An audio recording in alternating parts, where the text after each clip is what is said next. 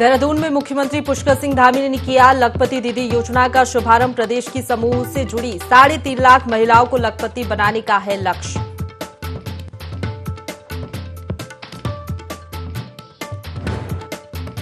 Sitarganj police ने 1.5 kilo चरस के साथ एक व्यक्ति को किया गिरफ्तार। उत्तर प्रदेश से लाकर उत्तराखंड में चरस बेचता था आरोपी।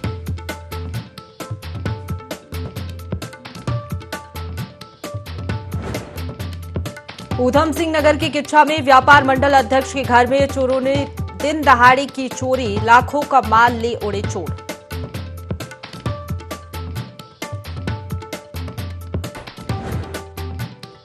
लक्सर में खनन माफियाओं के विरुद्ध की कड़ी कार्रवाई। अवैध खनन सामग्री और 9 टैंकर किए सीज।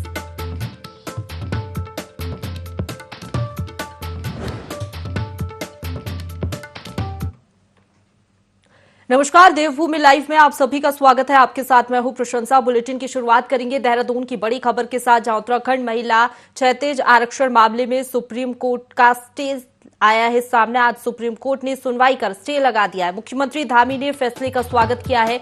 नैनीताल हाईकोर्ट ने क्षैतिज आरक्षण पर रोक लगाई थी। उत्तराखंड सरकार ने सुप्रीम कोर्ट में अपील की थी। महिला क्षैतिज आरक्षण के लिए सरकार ने अध्यादेश की तैयारी की थी।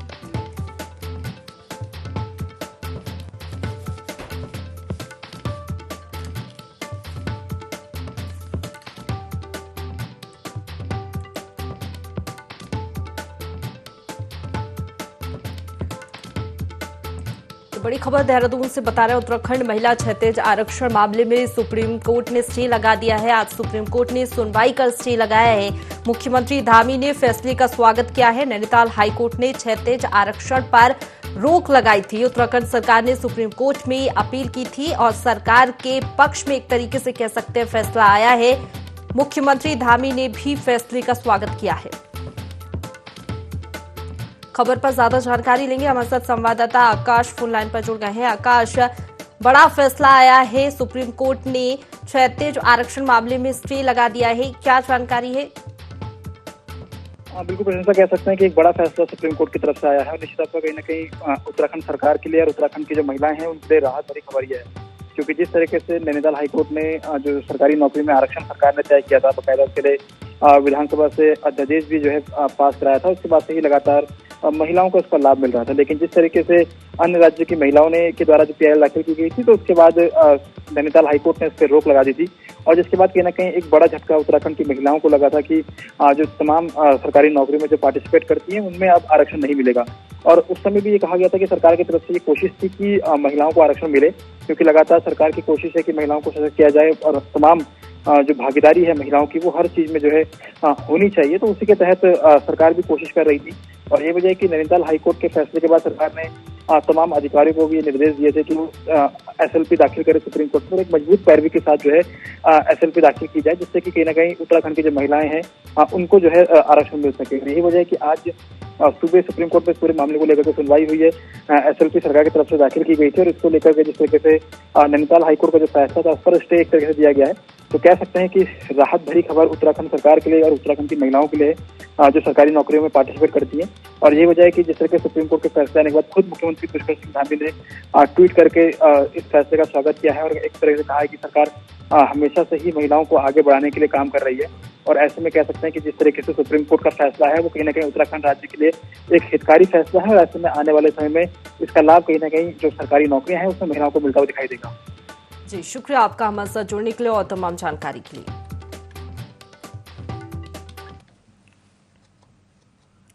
आगे बढ़ेंगे, देहरादून से एक और खबर मिल रही है, जहां सड़क हादसे में पूर्व सीएम त्रिवेंद्र रावत की संवेदनशीलता दिखी है। त्रिवेंद्र रावत ने घायल महिला को अस्पताल पहुंचाया है।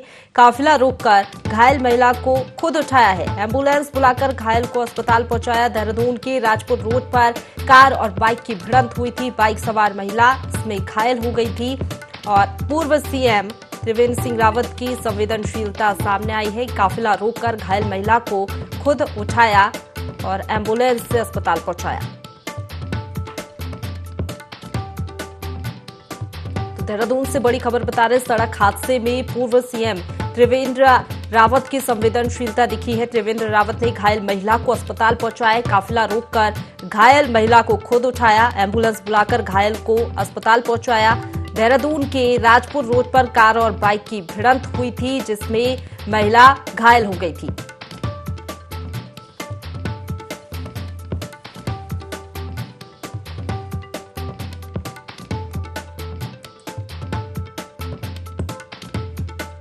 तो देखिए, तस्वीरें भी टीवी स्क्रीन पर आपको दिखा रहे हैं। सड़क हादसे में पूर्व सीएम त्रिवेंद्र रावत की संवेदनशीलता दिखी है। दरअसल घायल महिला को अस्पताल पहुंचाया है पूर्व सीएम त्रिवेंद्र सिंह रावत ने। काफिला रोककर घायल महिला को खुद उठाया, एम्बुलेंस बुलाकर घायल को अस्पताल पहुंचाया।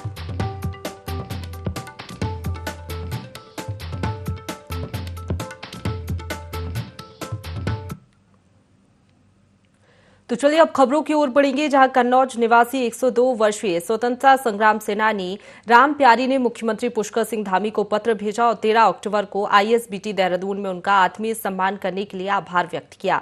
राम प्यारी ने मुख्यमंत्री को संबोधित करते हुए एक पत्र लिखा है, जिसमें कहा है कि 13 अक्टूबर को आईएसबीटी पर आपके द्वारा प्रार्थना का जो सम्मान किया और चाय पिलाई गई, चरण छूकर जो आशीर्वाद दिया गया, इससे समाज में बुजुर्गों को सम्मान की भी प्रेरणा मिलेगी। मुख्यमंत्री ने राम प्यारी को भेजे पत्र में उल्लेख किया है कि अपने कन्नौज पहुंचने पर उन्होंने जिस सहृदयता के साथ शुभकामनाएं भेजी हैं, इसके लिए वो उनका हृदय से आभार व्यक्त करते हैं। मुख्यमंत्री ने उनके स्वस्थ और दीर्घ आयु की भी कामना की।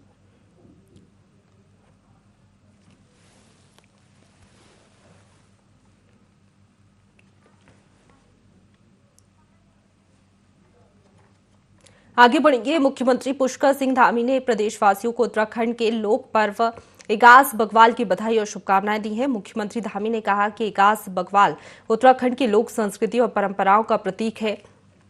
ये पर्व हमारे पूर्वजों की धरोहर और पर्वतीय संस्कृति की विरासत है। वहीं राज्यपाल ने कहा कि हमें अपने लोक पर्व और संस्कृति को संरक्षित रखने की जरूरत है। खासकर राज्य के युवा वर्ग को इस दिशा में मिलकर कदम बढ़ाना चाहिए।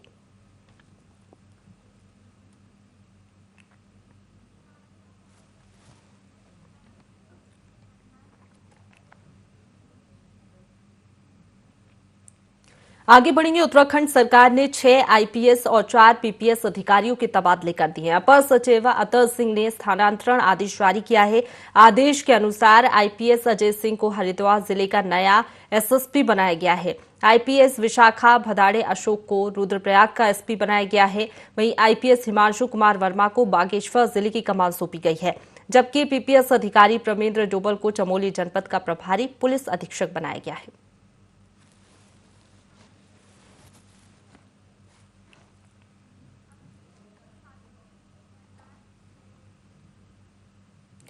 आगे बढ़ेंगे। काशीपुर में एक कंपनी का 26 ड्रम केमिकल कानपुर भेजा गया था। ट्रक मालिक ने अमानत में खयानत कर केमिकल बेच दिया और फरार हो गया। पुलिस ने ट्रक मालिक समेत 3 लोगों को गिरफ्तार कर लिया है।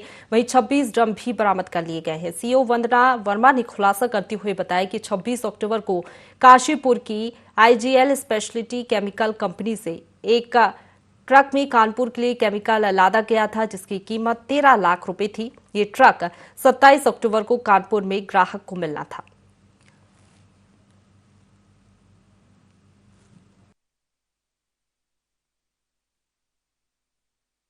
शर्मा है, इनके द्वारा थाने पे आकर एक तहरीर दी गई थी कि इनका यूजुअली आईजीएल से कुछ ये लोग अपना क्लियरेंट लेते हैं, केमिकल लेते हैं, उसको ये जाता है इनका माल काशीपुर से कानपुर। परंतु ये माल प्रॉपर कानपुर पहुंचने से पहले ही बीच से ये फरमान और इसके साथ के 2 व्यक्ति मोहम्मद अहमद और अकील अहमद बीच में ही गायब कर दिया गया।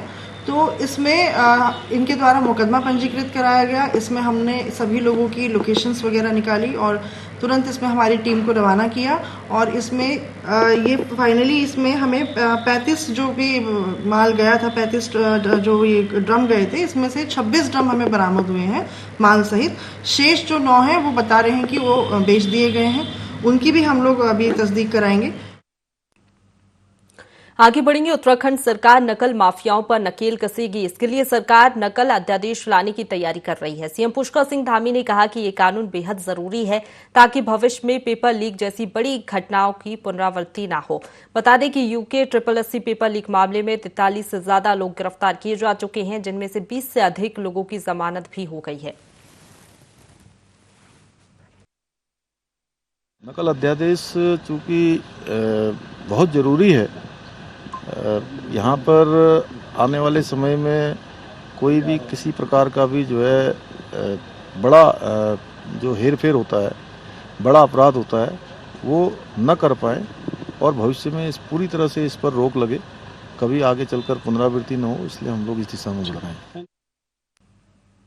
आगे बढ़ेंगे। देहरादून से खबर है, जहां प्रदेश में सभी सेतुओं का सेफ्टी ऑडिट किया जाएगा। प्रमुख सचिव ने लोक निर्माण विभाग को इसके आदेश भी जारी कर दिए। इस मामले में मुख्यमंत्री पुष्कर सिंह धामी भी लोक निर्माण विभाग को निर्देश दे चुके हैं। प्रमुख सचिव ने शासन आदेश में बताया है कि मेंटेनेंस न होने के चलते कई बांध क्षतिग्रस्त हो रहे हैं, जनहानि के साथ आवागमन बाधित हो रहा है। सभी बांधों का सेफ्टी ऑडिट तैयार कर आवश्यकता अनुसार अनुरक्षण का प्रस्ताव सरकार ने मांगा है। किसी भी प्रकार की दुर्घटना होने पर संबंधित अधिशासी अभियंता जिम्मेदार होंगे।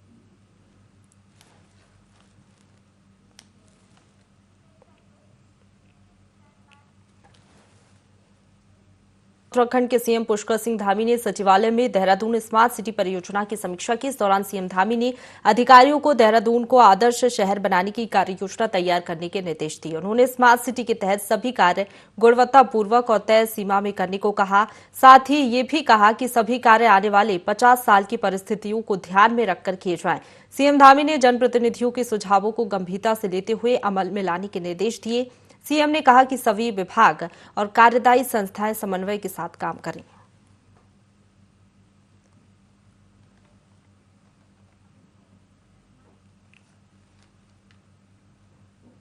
आगे बढ़ेंगे। लोहाघाट से खबर है, जहां बीजेपी के प्रदेश मंत्री हेमा जोशी लोहाघाट पहुंची, जहां उन्होंने भाजपा पदाधिकारियों के साथ बैठक की।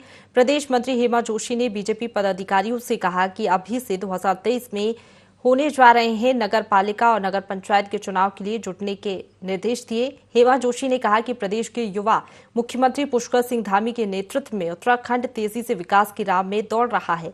युवाओं, महिलाओं और गरीब तबके के लिए कई योजनाएं प्रदेश सरकार के द्वारा संचालित की जा रही हैं। प्रदेश में कई जन कल्याणकारी योजनाओं में कार्य तेजी से हो रहे हैं। हेमा जोशी ने कहा कि प्रदेश के युवा मुख्यमंत्री पुष्कर सिंह धामी के नेतृत्व में बीजेपी पूरे प्रदेश में 2023 में होने जा रहे नगर पालिका और नगर पंचायत के चुनाव में अपना परचम लहराएगी।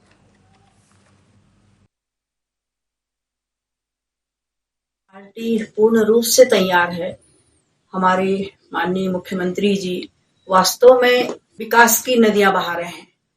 युवाओं के हित में, महिलाओं के हित में, जनता के हित में कार्य कर रहे हैं। कई ऐसी योजनाएं हैं जिससे जनता वास्तव में संतुष्ट है। किसी भी मंच में जाने को, किसी भी चुनाव को लड़ने को हम तैयार हैं। जनता हमारे साथ है और कार्यकर्ता, भारतीय जनता पार्टी का कार्यकर्ता देवतुल्य कार्यकर्ता है। भारतीय जनता पार्टी का कार्यकर्ता हमेशा अपने नेतृत्व की भावनाओं की कद्र करता है। नगर पालिका के चुनाव, जो पंचायती चुनाव हमारे होने जा रहे हैं, उसमें हम वास्तव में सारी पंचायतों में अपना परचम लहराएंगे। हम जीतेंगे, हमें पूर्ण विश्वास है। भारतीय जनता पार्टी का देवतुल्य कार्यकर्ताओं की मेहनत का फल है। एक बट वृक्ष है भारतीय जनता पार्टी का कार्यकर्ता। आगे बढ़ेंगे। सितारगंज पुलिस ने लगभग 1.5 किलो चरस के साथ एक युवक को गिरफ्तार किया है, जिसकी कीमत 2 लाख रुपए बताई जा रही है। आरोपी चरस उत्तर प्रदेश से लाकर अपनी दुकान से लोगों को बेचा करता था। पुलिस चेकिंग अभियान चला रही थी। उसी दौरान संदिग्ध दिखने पर पुलिस ने आरोपी की तलाशी ली और चरस बरामद किया। पूछताछ में आरोपी ने बताया है कि वे चरस की खेप पीलीभीत से लाकर सितारगंज में सप्लाई करता था।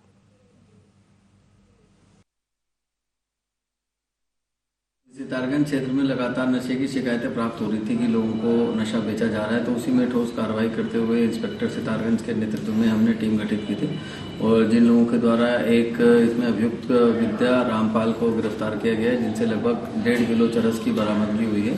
और ये पीलीभीत क्षेत्र से इसको लाते थे और फुटकर रिटेल में इनको अपने दुकान के माध्यम से बेचते थे। और इसमें और भी जो इनके बैकवर्ड फॉरवर्ड लिंकेजेस हैं उसी के बारे में जानकारी की जा रही है और उनमें भी शीघ्र कार्रवाई की जाएगी। आगे बढ़ेंगे। हल्द्वानी में दिन दहाड़े पुलिस कांस्टेबल की पत्नी की हत्या कर दी गई, जिससे क्षेत्र में हड़कंप मच गया। वहीं घटनास्थल पर मृतक महिला के पति सहित पुलिस की टीम मौके पर पहुंची, जहां घर का सामान अस्त व्यस्त मिला। मामले में पुलिस ने लूट की आशंका जताई है। इस दौरान पुलिस ने शव को पोस्टमार्टम के लिए भेजा है। वहीं पुलिस हत्या के आरोपी की तलाश में जुट गई है।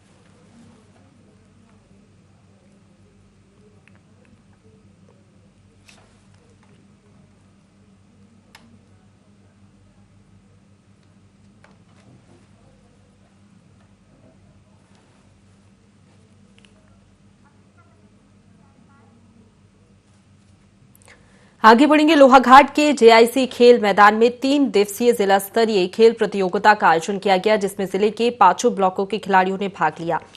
प्रतियोगिता का शुभारंभ मुख्य अतिथि जिला पंचायत अध्यक्ष ज्योति राय, अंतर्राष्ट्रीय बॉक्सर कैप्टन आनंद मेहरा सहित जिला शिक्षा अधिकारी बेसिक चंदन सिंह विष्ट ने किया।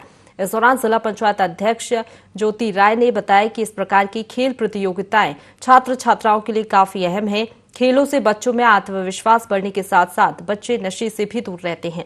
साथ ही उन्होंने सभी नन्हे खिलाड़ियों को शुभकामनाएं देते हुए उनका उत्साहवर्धन भी किया।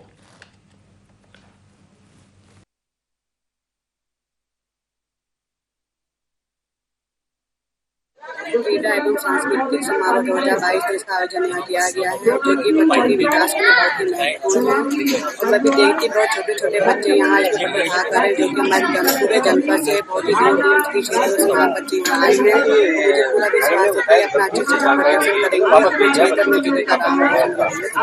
स्कूल स्तर पर बहुत ज़्यादा क्राउड है, और यही क्राउड आज से अगर 30-35 साल पहले होता, हर किसी स्पोर्ट्समैन को एक प्लेटफॉर्म मिलता, तो हमारे जनपद, हमारे उत्तराखंड का नाम और भी ऊंचा रहता। तो आज यहाँ देख रहे हैं कि बच्चों को बहुत ही अच्छा प्लेटफॉर्म मिला है।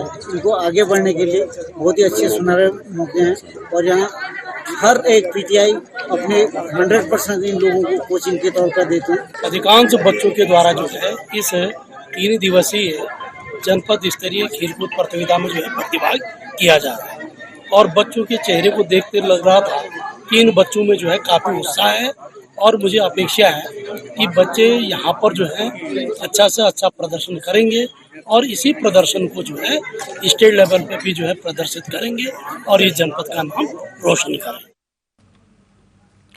अगली खबर का रुख करेंगे, जहां उत्तराखंड में अगले सप्ताह तक शुगर मिल में पेराई सत्र शुरू होने वाला है, जिसकी तैयारियां शुरू हो गई हैं। लेकिन सरकार द्वारा अभी तक गन्ने के भाव को लेकर कोई प्रतिक्रिया सामने नहीं आई है। सरकार ने अभी तक गन्ना का मूल्य तय नहीं किया गया है। वहीं मंगलौर पहुंचे भारतीय किसान यूनियन के जिला अध्यक्ष विजय शास्त्री ने गन्ना मूल्य घोषित न किए जाने से नाराजगी जाहिर की है। उन्होंने कहा कि उत्तराखंड में पेराई सत्र शुरू होने वाला है, लेकिन अभी तक सरकार ने गन्ना मूल्य घोषित नहीं किया है। बिना गन्ना मूल्य बताए किसानों को गन्ना फैक्ट्रियों में लाया जाएगा। पिछला गन्ना बकाया भुगतान अभी तक किसानों को नहीं मिला है, और इस बार भी प्रदेश सरकार ने अभी तक गन्ना मूल्य की कोई घोषणा नहीं की है। किसानों ने इस बार बढ़ती महंगाई को देखते हुए उत्तराखंड सरकार से गन्ना का भाव 500 रुपए प्रति क्विंटल किए जाने की मांग की है। अभी 2-4 दिन में चलने वाली शुगर फैक्ट्रियां जिले की, और सरकार ने अभी तक गन्ने का भाव घोषित नहीं किया। ये फैक्ट्री ही ऐसा करती है कि जो बिना भाव घोषित हुए ही गन्ना डालना शुरू कर दे किसान। पर्ची पर भी 0-0 पड़ा हुआ, वो दुनिया में कोई आपने ऐसी चीज नहीं देखी होगी कि जिसको रेट जो हो वो 0-0 पड़ा हुआ हो। ये गन्ने की पर्ची ही पहली बार ऐसी आती है जो 0-0 रेट पड़ा हुआ हो। और हम डिमांड करते हैं यहाँ की सरकार से कि महंगाई को देखते हुए कम से कम गन्ने का रेट 500 रुपए क्विंटल होना चाहिए। आगे बढ़ेंगे। मुख्यमंत्री पुष्कर सिंह धामी ने राजधानी देहरादून के हाथी बड़कला स्थित सर्विस स्टेडियम में लखपति दीदी योजना का शुभारंभ किया। इस योजना का लक्ष्य प्रदेश की 3,67,000 महिलाओं को लखपति बनाने का लक्ष्य रखा गया है। इस कार्यक्रम में प्रदेश भर की हजारों महिलाएं सम्मिलित हुई। इस अवसर पर सूबे के कृषि मंत्री गणेश जोशी भी मौजूद रहे। मुख्यमंत्री पुष्कर सिंह धामी ने इस अवसर पर समूह से जुड़ी उत्कृष्ट कार्य करने वाली महिलाओं को सम्मानित भी किया।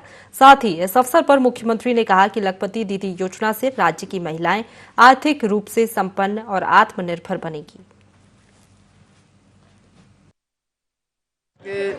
यशस्वी प्रधानमंत्री मोदी जी के नेतृत्व में जहां मातृशक्ति के उत्थान के लिए हर क्षेत्र में काम किया जा रहा है। पहले ही जहां उज्ज्वला योजना, बेटी बचाओ बेटी पढ़ाओ अभियान, स्वच्छ भारत अभियान, ऐसे अनेकों कार्यक्रम, प्रधानमंत्री आवास योजना पहले से प्रारंभ की जा चुकी हैं। हमने भी निर्णय लिया है, हमारी सरकार ने निर्णय लिया है कि हम लखपति दीदी योजना प्रारंभ कर रहे हैं। 2025 तक 1,25,000 बहनों को हम लखपति बनाएंगे और आज लखपति मेला उन्हीं के निमित्त यहाँ पर आयोजित किया गया है और हमारे विभिन्न कार्यक्रमों के माध्यम से, विभिन्न प्रकार की योजनाओं के माध्यम से हम सभी मातृशक्ति के उत्थान के लिए काम।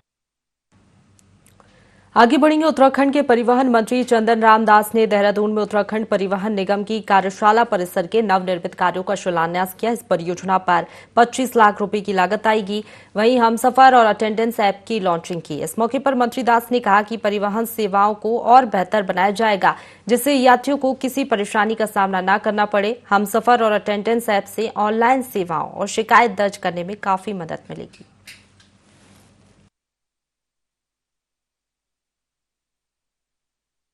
ट्रांसपोर्ट नगर के डिपो, कार्यशाला और कार्यालय के शिलान्यास के अवसर पर आज हमने ये शिलान्यास कार्यक्रम किया है। ये कार्यक्रम की जो लागत है वो 25 करोड़ 77 लाख रुपया है। इसमें हम एक सुंदर कार्यशाला, डिपो और जितने भी हमारे आरंभ कार्यालय हैं एक स्थान पर हम यहाँ ला रहे हैं। हम परिवहन के क्षेत्र में हम नया काम करने जा रहे हैं। आगे बढ़ेंगे। कुमाऊं ज्वेलर्स के मालिक के बेटे पर बाइक सवार बदमाशों ने फायरिंग कर दी। हमले में व्यापारी का बेटा बाल बाल बचा। वहीं अंधेरे की आड़ में बदमाश भागने में कामयाब रहे। मौके पर पहुंची पुलिस के सामने ही राजीव के पास व्हाट्सएप कॉल आई, जिसमें लॉरेंस विश्नोई के नाम से धमकी दी गई। रंगदारी के मामले में छोटे भाई ने केस दर्ज करवाया था। फिलहाल पुलिस आरोपियों की तलाश में जुट गई है। टाइम से मनोज अधिकारी फ़ोन कर रहा है, काफ़ी टाइम से मुझे परेशान करके जान से मारने की धमकियां देना, रंगदारी के लिए फ़ोन करना, इस तरह के कई बड़े गैंगस्टरों के नाम लेके फ़ोन करवाता है, धमकियां दिलवाता है, रात बेरात इसका कॉल करता है। कल की घटना यह है कि मैं अपनी शोरूम को बढ़ाकर करीब 10 बजे अपने घर के पास पहुंचा। मैं अपनी गाड़ी पार्क कर रहा था कि पीछे से देखता हूँ 2 मोटरसाइकिल सवार व्यक्ति आए और एक ने बोला मार साले को फायर, तो उतने में उसने गोली मारी और जो गोली मिस होने के कारण मेरी कार पर लग गई है और भगवान की दया से मैं उसमें बच गया हूँ। जी, मैं कई बार इसके खिलाफ जो है लिखा चुका हूँ, इसकी एफआईआर मुकदमा पंजीकृत करा चुका हूँ। ये जेल भी जा चुका है। ये जेल जाकर भी इसके हौसले इतने बुलंद हैं कि इस तरह की घटनाओं को अंजाम दे रहा है। आपका जो है अलग, ये इसमें कोई गैंग और वाला रिलेटेड नहीं है। ये इसमें एक मनोज अधिकारी है जिसके खिलाफ पहले भी आपका कुमाऊं ज्वेलर्स के द्वारा 2 मुकदमे लिखवाए गए थे। ये जेल गया था उसमें, उसके बाद ये जेल से छूट के आया है और उसके बाद इसके द्वारा ही कल ये घटना की गई है, क्योंकि इनके द्वारा उसको आइडेंटिफाई किया गया है और 307 का मुकदमा उस पर पंजीकृत किया गया है। ये इन पे लगातार प्रेशर बना रहा था अपने मुकदमे वापस लेने का और एक्सट्रेशन की कॉल कर रहा था। इसके लिए पूर्व में दिवाली के पास एक मुकदमा और कायम किया गया था और कल जो 2 आदमी जिनके द्वारा ये फायर किया गया उनमें से पीछे वाले को इनके द्वारा आइडेंटिफाई किया गया है मनोज अधिकारी के रूप में और पुलिस की इसमें 3 टीमें काम कर रही हैं और जल्दी इसमें गिरफ्तारी की। इसी के साथ बुलेटिन में फिलहाल इतना ही। खबरों का सिलसिला लगातार जारी है, आप बने रहिए हमारे साथ।